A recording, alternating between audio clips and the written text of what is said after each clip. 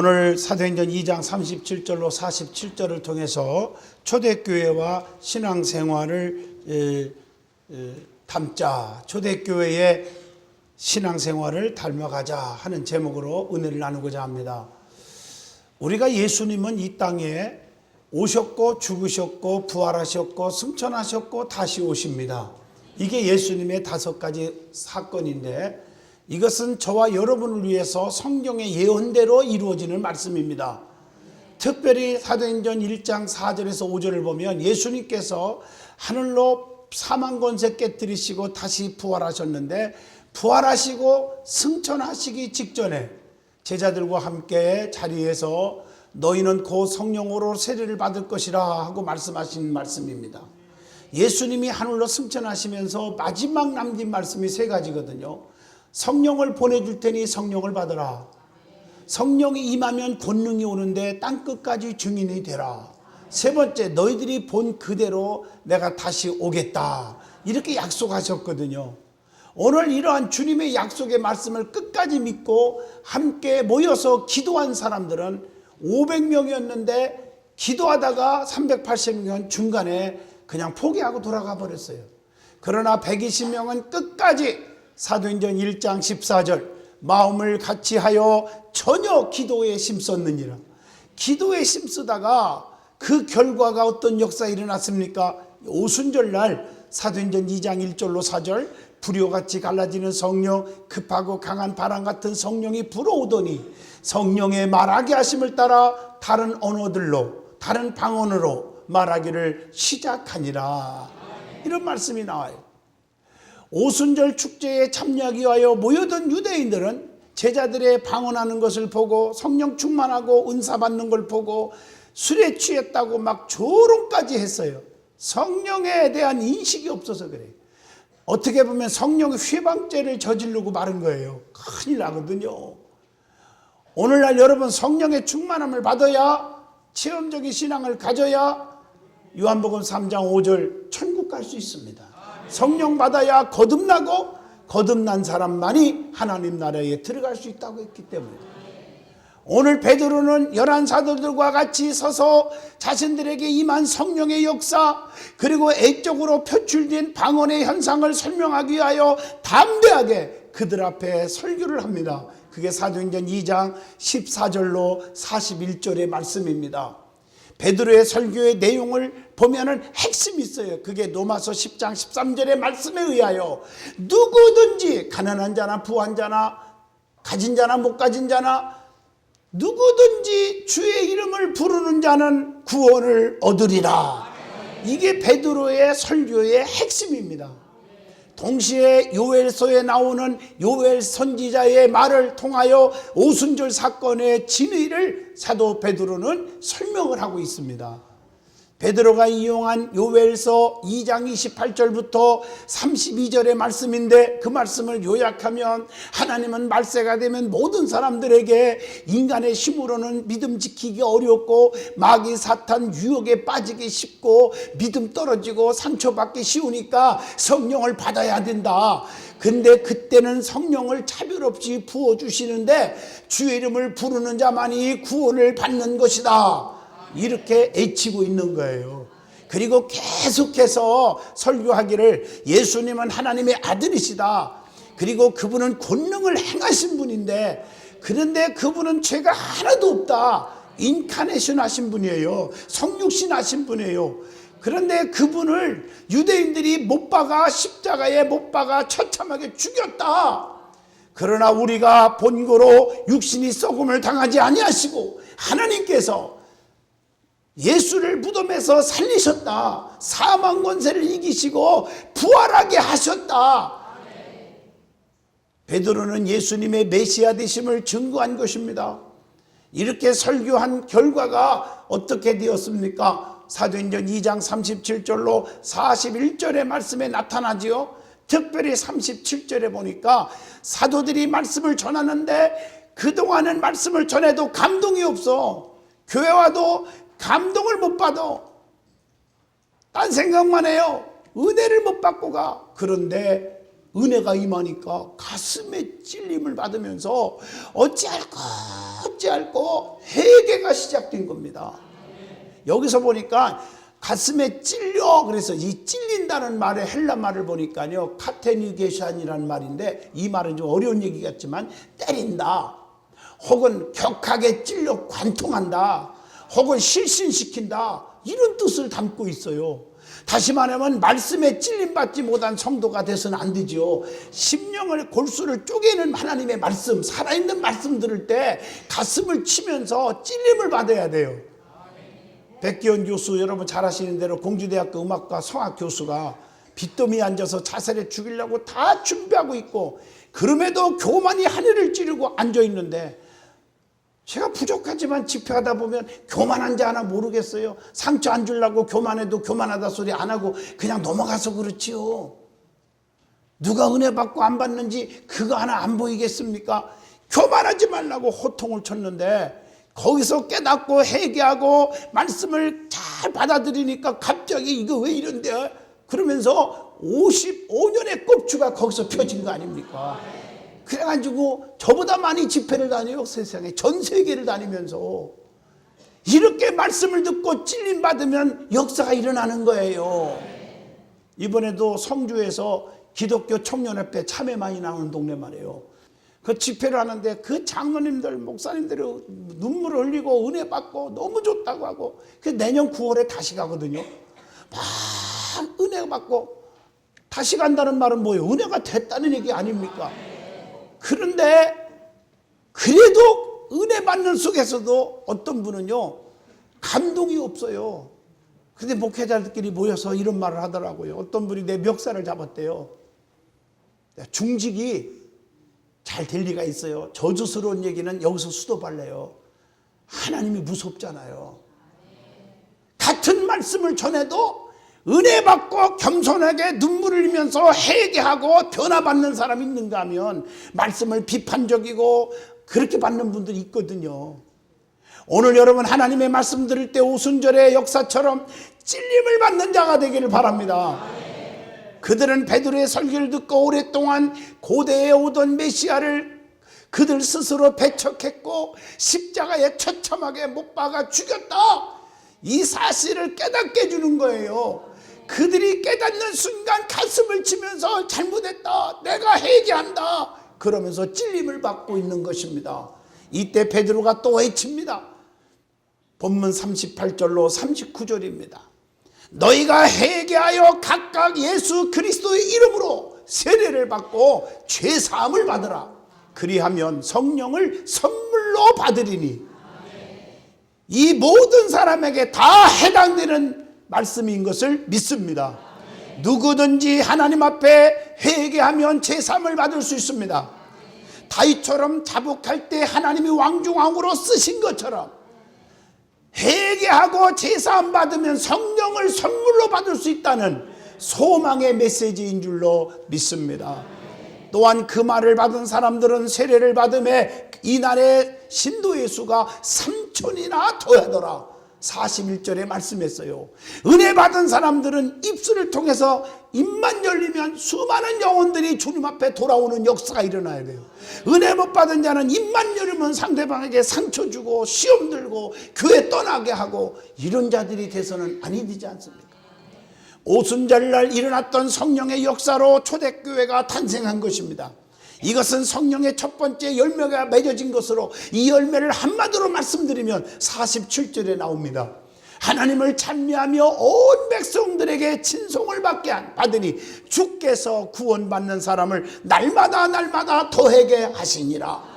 이 말씀 안에는 두 가지 열매가 나오지요. 하나는 찬미하며 온 백성에게 친송을 받게 되었어. 사람들이 다 달라졌어. 진실하지 못한 자가 진실했어요. 교만한 자가 겸손해졌어요. 남을 미워하는 자가 사랑하게 되었어요. 남의 허물을 들춰내기 좋아하는 자가 덮을 줄 알았단 말이에요. 친송받는 자가 되었어요. 별 볼 일 없이 소극적 자세만을 취하고 있던 사도들의 애적인 변화의 모습이 열매로 나타난 것입니다. 그러니까 구원받는 자들이 날마다 더해간 거예요. 예수님의 메시아 되심을 인정하고 그분을 믿는 사람들의 수가 늘어나니까 교회가 성장할 수밖에 없죠. 열매 맺은 줄로 믿습니다. 성경을 보면 처음 은혜 받은 숫자가 120명이었거든요. 사도행전 1장 15절. 그런데 점점 늘어나더니 41절에 3,000명이 되고 4장 4절에 5,000명이 되고 21장 20절에 보니까 수만 명이 되었더라. 초대교회에 나타난 성령의 열매가 우리 든든한 성도들과 교회에도 정말 임해지기를 주의 이름으로 축원합니다. 교회가 성장하고 부흥하면 여러분의 지역이, 여러분의 교구가 부흥하고 구역이 부흥하면 성령의 역사가 일어나야 되는 것입니다. 성령의 역사가 나타나면 성도의 신앙생활에도 변화가 나타나는 거예요. 이 변화의 모습을 우리가 닮아가기를 원하는 마음으로 오늘 본문 제목대로 초대교회의 신앙생활을 담자 이렇게 정해본 줄로 믿습니다. 그들이 오순절 이후에 어떻게 달라졌는지 살펴보겠습니다. 첫째로 오늘 본문 37절입니다. 각 사도들이 설교할 때 말씀의 은혜가 되기 시작했습니다. 여러분의 말씀을 듣는 순간순간 은혜가 되시기를 주의 이름으로 축원합니다. 그들이 오순절 이후에 어떻게 달라졌는지 살펴보면 거기 보면 37절에 어떻게 됐습니까? 그들이 이 말을 듣고 마음에 찔려 베드로와 다른 사도들에게 물어 이르되 형제들아 우리가 어찌할꼬 하거늘. 그들의 마음에 회개 운동이 일어난 거예요. 은혜를 받기 전에는 말씀에 귀가 들어오지 않아요. 귀에 안 들어와. 은혜를 받고 나니까 사도들의 말씀이 귀에 들어오는 거예요. 이게 은혜 받은 자의 모습인 줄로 믿습니다. 들을 귀가 열려서 마음의 문이 열려진 거예요. 계시록 2장 7절. 여러분도 들을 수 있는 귀가 열려지고 마음의 문이 열려지는 축복을 받아야 합니다. 오늘의 이날의 성령의 역사로 인해서 분명히 찔림받아 세례를 받은 자가 3,000이나 되었다고 41절에 말합니다. 여러분이 은혜 받으면 여러분 때문에 지역이 막 늘어나고 구역이 늘어나고 찬양대가 늘어나고 할렐루야. 오늘도 보세요. 오늘 막 토요일날 노는 날 주일날 막 연교부 논다고 그래가지고 다 빠져나간 사람도 있지만 오늘 찬양대 한 명 정도 말고는 다 앉아있네 자리가. 예. 할렐루야. 그 한 명도 나한테 얘기하고 애국 갔어. 그냥 가지를 않았어요. 너무 감사하잖아요. 아멘. 이게 중요한 거예요. 자기 포지션을 지키는 거예요. 성전의 기둥이 뭡니까? 자기 위치 지키는 게 기둥이에요. 야, 우리 든든한 교회 내가 기둥이다. 내가 직분을 뭐 가졌는데. 이거 아니에요. 기둥은 말로 하는 게 아니에요. 여기 보세요. 이 기둥 보세요. 기둥 몇 개 안 돼도 이 기둥이 우리 이 큰 교회를 이 1,500명 커버하는 이 본당을 다 커버하잖아. 몇 개가요. 이 기둥 하나가 보세요. 1,000명, 10,000명을 커버하거든요. 이 기둥 보세요. 이 기둥이 기분 나쁘다고 주저앉았다가 올라갔다가 이쪽으로 잠깐 옮겼다가 아유 지루하다. 저쪽 좀 서 있다가 그러본 적이 없어요. 기둥은 항상 자기 위치를 지켜요. 말없이 지켜요. 이 기둥이 얘들아 너 왜 좋냐? 너 왜 은혜 못 받아? 해본 적 있습니까? 말이 없어요. 다 자기 위치를 지키는 거예요. 두 번째 기둥은 빵뜻하잖아요. 부정적이고 비판적인 사람은 기둥이 아니거든요. 빵뜻해. 양심이 빵뜻해. 진실해야 돼. 진실. 세 번째 탄탄한 게 기둥이에요. 비바람 눈보라 쳐도 누가 무슨 소리를 해도 세상 말로 귀신 신나나 까먹는 소리 들어도 시험 들지를 않아요. 이게 기둥인 줄로 믿습니다. 아론과 훌같이 말이에요. 바울에게는 에바브로디도와 디모데와 같이 또 아글라와 브리스길라와 같이 기둥이 되시기를 축원합니다. 이게 중요한 거예요. 베드로는요 오순절날 은혜 받기 전까지는 예수님을 배신했던 죄책감에 사로잡혀 자유하지 못한 사람이었어요. 그러나 성령 충만 받고 나서부터는 능력을 나타내기 시작했어요. 사도행전 1장 8절 성령 받으면 능력이 나타날 줄로 믿습니다. 그래서 사도행전 3장 1절로 10절에 베드로가 안진뱅이 미문의 안진뱅이를 버뜩 일으키는 능력이 나가요. 오늘 본문 38절에 보니까 성령의 역사는 전하는 자나 듣는 자에게 다 은혜의 축복의 역사가 일어났어요. 할렐루야. 하나님 앞에 알고 진 죄 모르고 진 죄 등등 모두 회개하고 성령의 충만함을 누리는 성도들이 되시기를 축복합니다. 두 번째로 42절 말씀입니다. 사도들의 가르침을 받았더라. 여러분, 사도들의 가르침을 받을 줄 알아야 됩니다. 이게 중요한 거예요. 여러분, 주의 종의 가르침을 안 받으면 안 돼요. 요한복음 6장 68절 말씀을 듣고 배우는 일에 충실하여야 될 줄로 믿습니다. 누가복음 11장 28절 하나님의 말씀을 듣고 지키는 자가 복이 있느니라 하시니라. 말씀을 지키는 자가 복이 있을 줄로 믿습니다. 신명기 11장 5절 너희들을 인도하는 자들에게 주의 종들에게 순종하고 복종하라.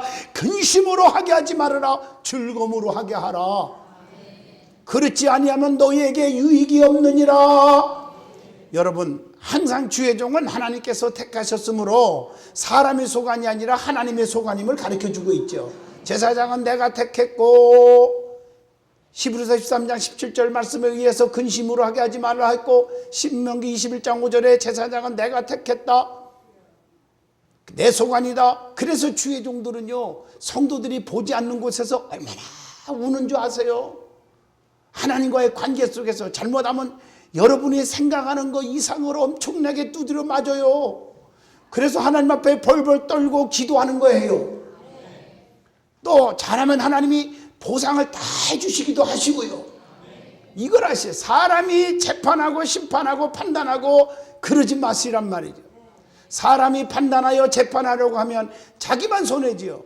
모세의 누이 미리암이 모세에게 충고하다가 민수기 12장에 보세요. 그냥 그대로 한센병이 되고 말았어요. 세 번째로 오늘 본문 42절입니다. 서로 교제를 나누며 떡을 떼며 살았다고 했습니다.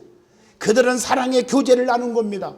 여기서 교제라는 용어는 신약에서는 교제란 말을 참여한다, 드린다 이런 뜻으로 사용되기도 합니다.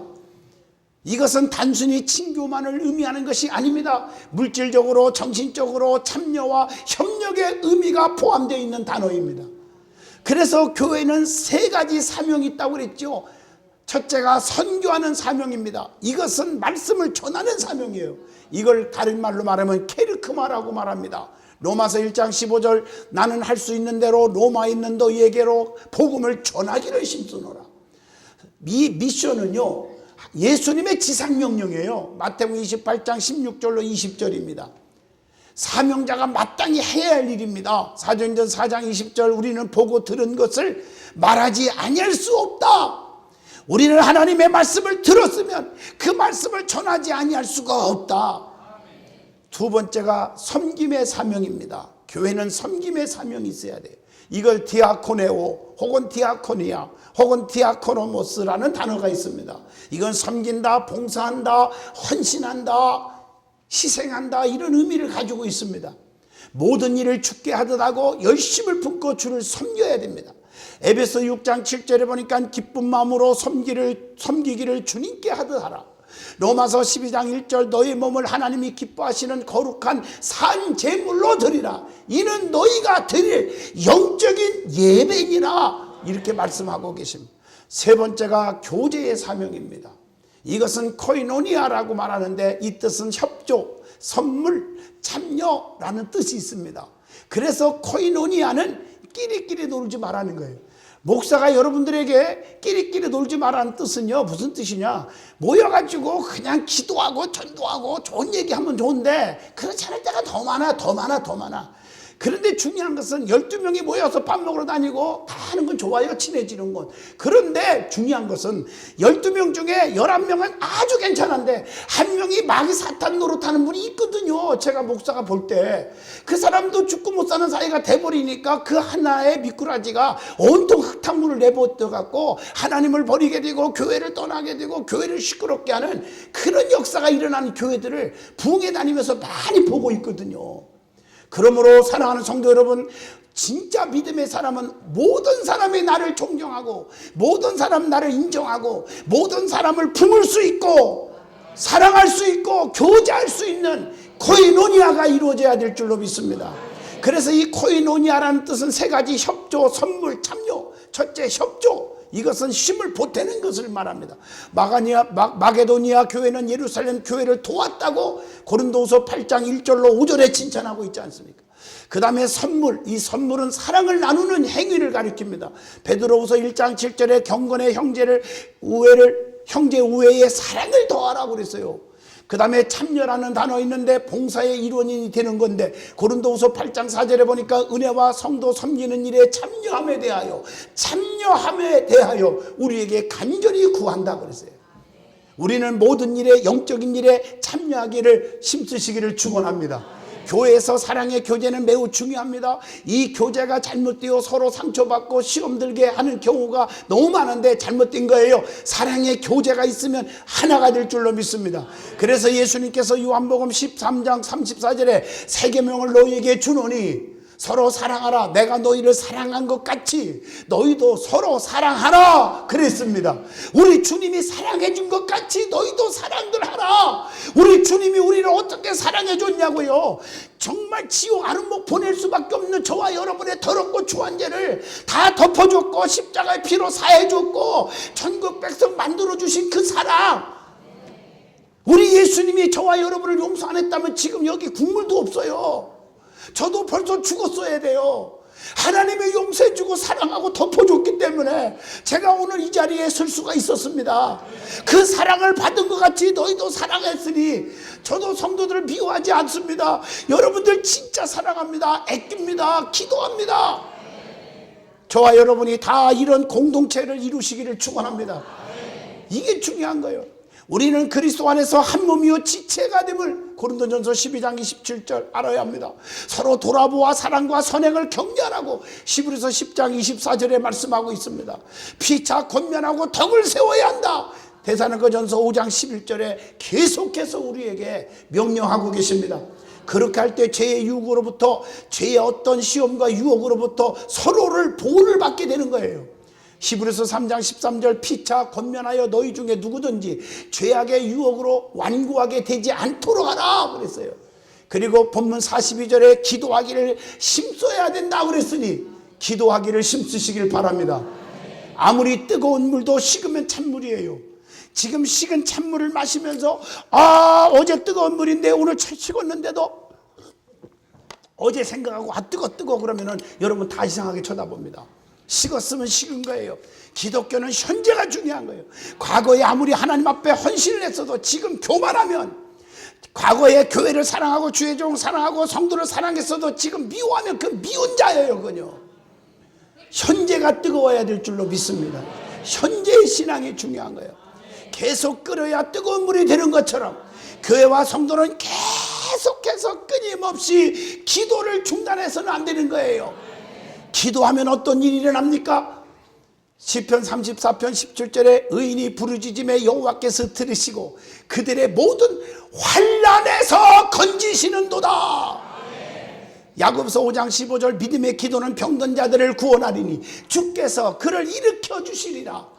혹시 죄를 범하였을지라도 사하심을 받으리니 병든 자가 고침을 받아요.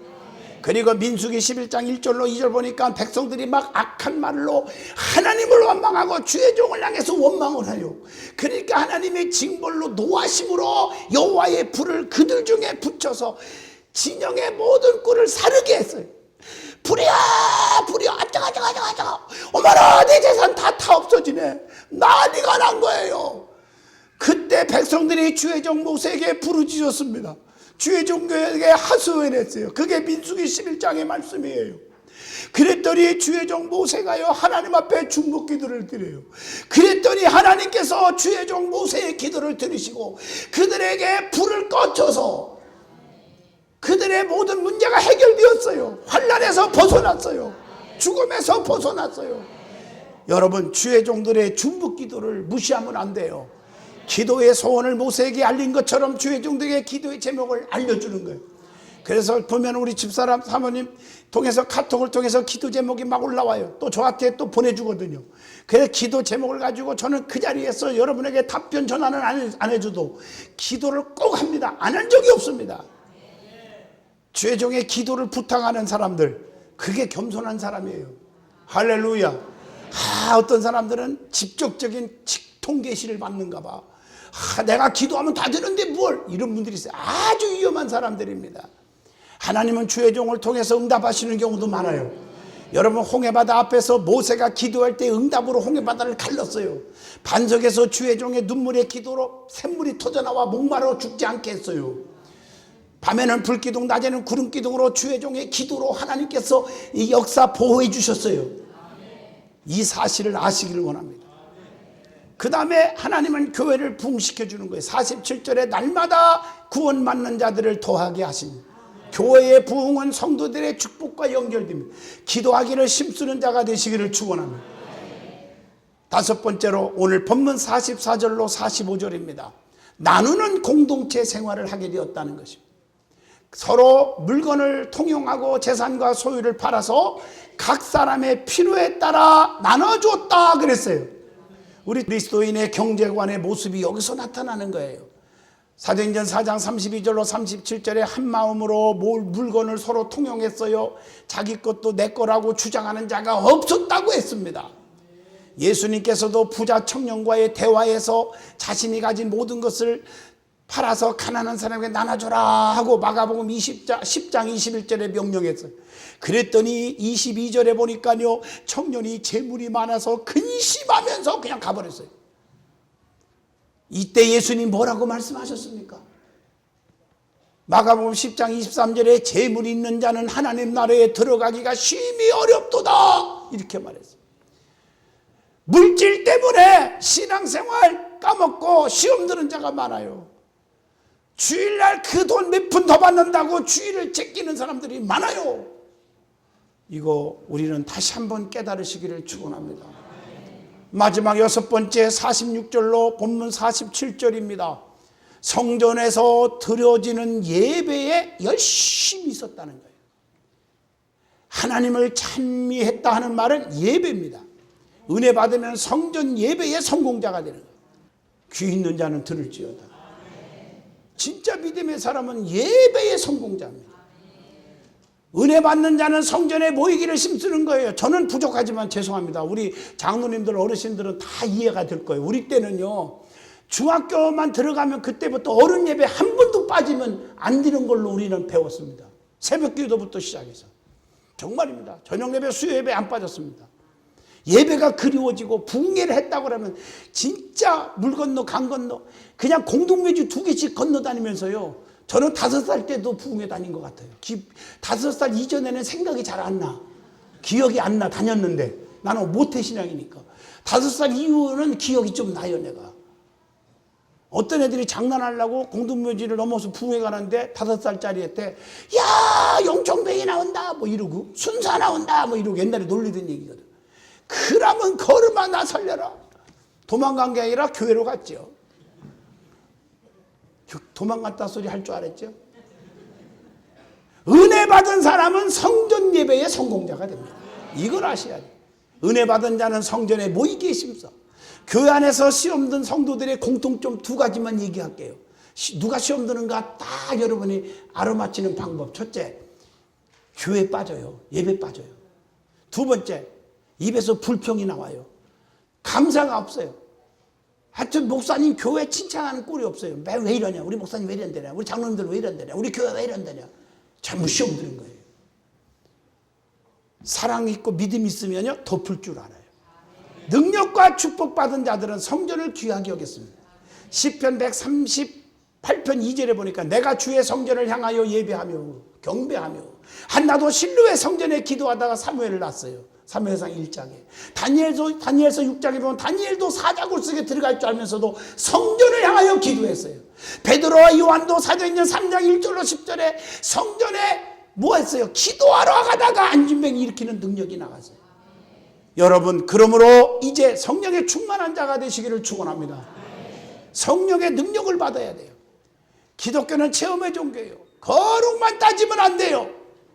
내 가슴을 치면서 어찌할꼬 통회하고 회개하고 성령을 받아야 될 줄로 믿습니다.